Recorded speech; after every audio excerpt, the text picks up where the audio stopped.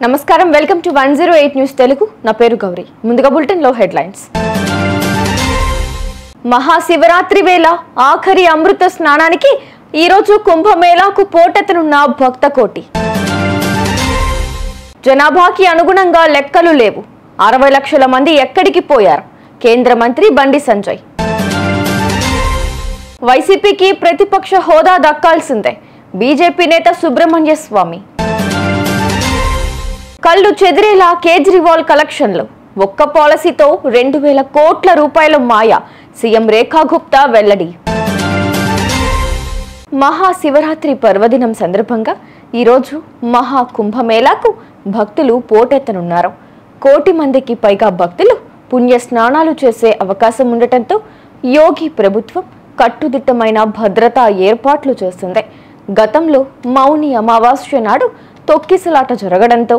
ఈసారి ఎలాంటి అవాంఛనీయ ఘటనలు జరగకుండా అధికారులు పకడ్బందీ ఏర్పాట్లు చేశారు భారీగా వాలంటీర్లను మోహరించారు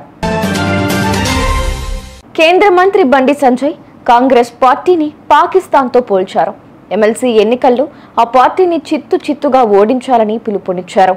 తెలంగాణలో జనాభాకి అనుగుణంగా లెక్కలు లేవని 4.30 కోట్లు జనాభా ఉంటే 3.70 కోట్లు మాత్రమే చూపెట్టారని కేంద్ర మంత్రి బండి సంజయ్ మండిపడ్డారు కేసీఆర్ సర్వే చేస్తే 52% బీసీ జనాభా ఉంటే కాంగ్రెస్ సర్వేలో 46% మాత్రమే ఉందని విమర్శించారు ఫోన్ ట్యాపింగ్ కేసులు మాజీ సీఎం కేసీఆర్ మాజీ మంత్రి కేటీఆర్ కు కాంగ్రెస్ ప్రభుత్వం ఇంతవరకు నోటీసులు ఎందుకు ఇవ్వలేదని ప్రశ్నించారు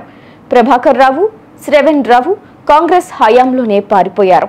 సిబిఐకి ఫోన్ ట్యాపింగ్ కేసు ఇవ్వండి వాళ్లను పట్టుకొస్తాం అని కేంద్ర మంత్రి బండి సంజయ్ అన్నారు